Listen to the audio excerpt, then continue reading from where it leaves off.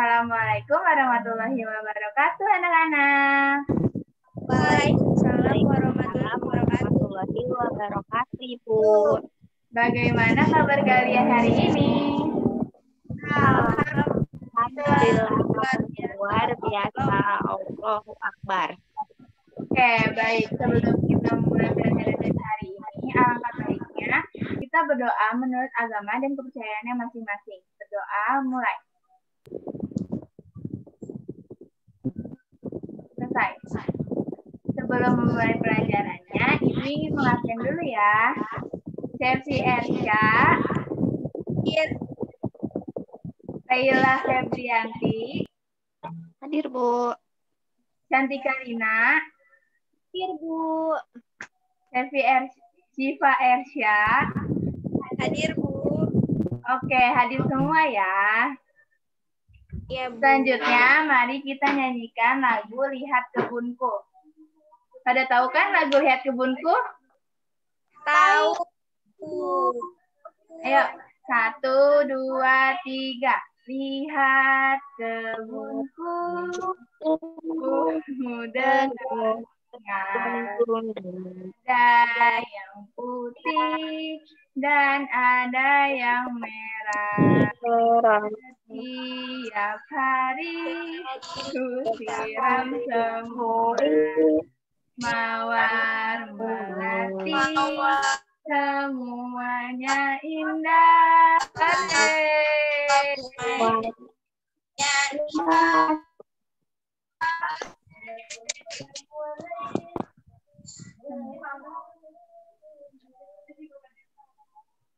Berhubungan dengan lagu tadi, hari ini Ibu akan menjelaskan tentang tema 3 yaitu peduli terhadap makhluk hidup dan subtema 1 yaitu hewan dan tumbuhan di lingkungan rumahku.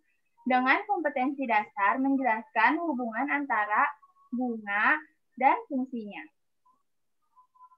Ibu akan men-share materi kita hari ini.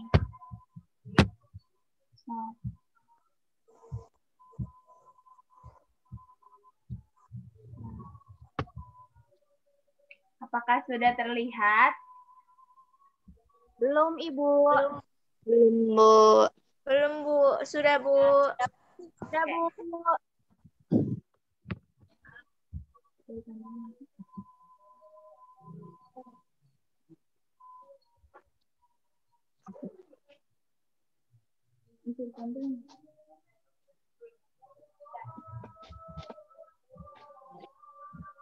Anak-anak Ibu di sini tahu nggak sih apa itu bunga?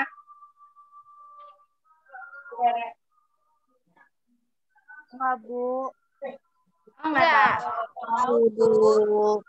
Bunga adalah salah satu bagian dari tumbuhan yang merupakan tempat berlangsungnya perkembangbiakan generatif melalui proses penyerbukan dan pembuahan. Ada 2 jenis bunga menurut alat perkembangbiakannya. Ada apa aja sih jenis-jenis bunga? Coba Shelfie, ada apa aja sih jenis-jenis bunga? Bunga sempurna dan bunga tidak sempurna. Iya, bagus. Ada bunga sempurna dan tidak sempurna. Bunga sempurna adalah bunga yang memiliki kelopak, mahkota, benang sari, putik, dan tangkai bunga secara lengkap. Sedangkan berikut ini contoh bunga sempurna. Ada bunga mawar dan bunga matahari. Sedangkan dalam bunga tidak sempurna adalah bunga yang tidak memiliki struktur bunga secara lengkap. Contoh bunga tidak sempurna yaitu bunga kamboja dan bunga kelapa.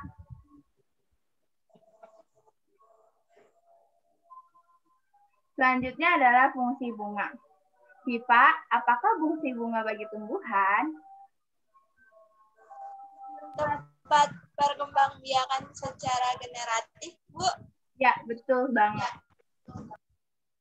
Seperti yang sudah dijelaskan di awal materi, fungsi utama bunga yaitu sebagai alat perkembangbiakan tumbuhan secara generatif.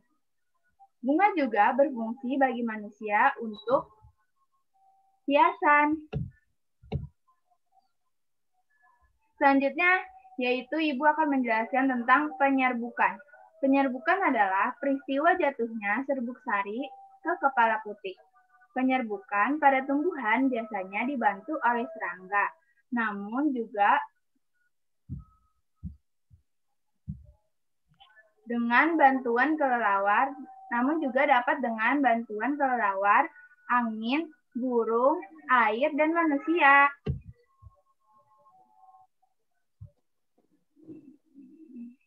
Selanjutnya yaitu sifat-sifat bunga.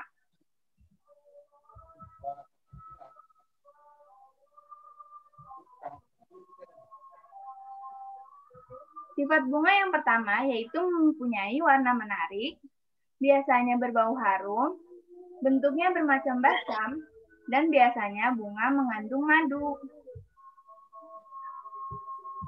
Selanjutnya kita akan beralih ke bagian-bagian bunga. Apa aja sih bagian-bagian bunga itu? Ada yang tahu nggak? Kepala putih, sari, apalagi ya Bu? Putih. Betul sekali, Chefy. Yang pertama, bagian-bagian bunga ada mahkota bunga. Mahkota bunga merupakan perhiasan bunga yang berwarna indah. Berfungsi untuk menarik serangga untuk hinggap dan membantu proses penyerbukan.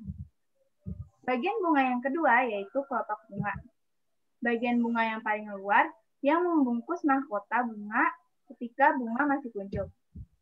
Fungsi kelopak bunga adalah untuk melindungi mahkota di saat bunga masih kuncup dan akan terbuka jika mahkota mekar. Bagian bunga yang ketiga yaitu dasar bunga. Dasar bunga berfungsi sebagai tempat melekatnya mahkota bunga.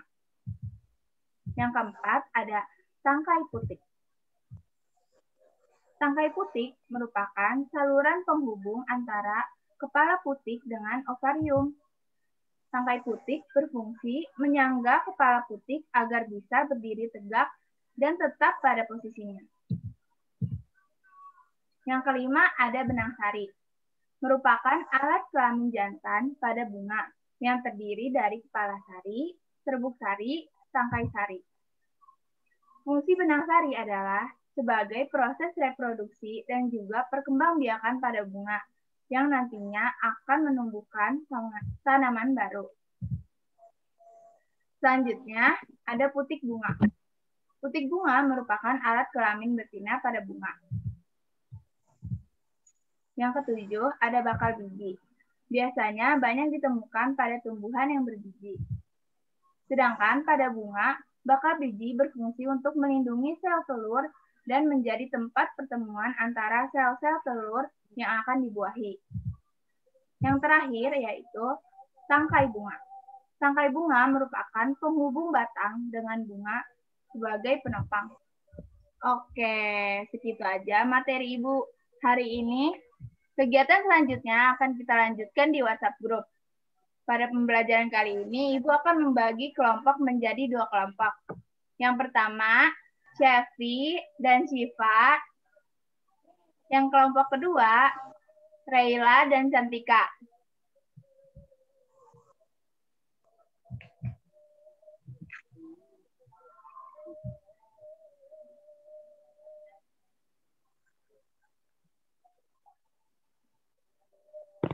Masing-masing kelompok, Ibu minta untuk membuat tugas yang ada dalam LKPD yang Ibu sudah berikan di WhatsApp Group dan dikumpulkan paling lambat jam 3 sore besok. Oke? Oke, Ibu. Baik, sebelum menutup pembelajaran hari ini, Ibu minta Syifa untuk menyimpulkan pembelajaran hari ini. Silakan, Syifa. Baik. Jadi bunga tempat perkembangbiakan secara generatif melalui proses penyerbukan. Ya, betul banget. Chefy, Ibu mau tanya, apa itu proses penyerbukan? Jatuhnya benang sari ke kepala putik. Iya, betul banget. Jatuhnya benang sari ke kepala putik. Dari yang kita lihat tadi, ada berapa bagian dari bunga? 5, Bu. 8, Bu. 7. Ya, betul. 8, Cantika. Yaitu ada mahkota bunga, kelopak bunga, dasar bunga, tangkai putik, benang sari, putik bunga, bakal biji, dan tangkai bunga.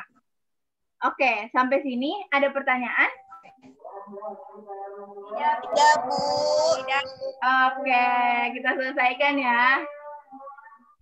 Sebelum menutup pembelajaran kali ini, Ibu harap anak-anak Ibu selalu dalam keadaan sehat, selalu semangat dalam menjalani hari-hari, dan tetap mematuhi protokol kesehatan dengan menjaga 3M. Apa saja itu 3M? Memakai masker. Ya, betul. Ya, betul. Satu lagi? Ya, betul.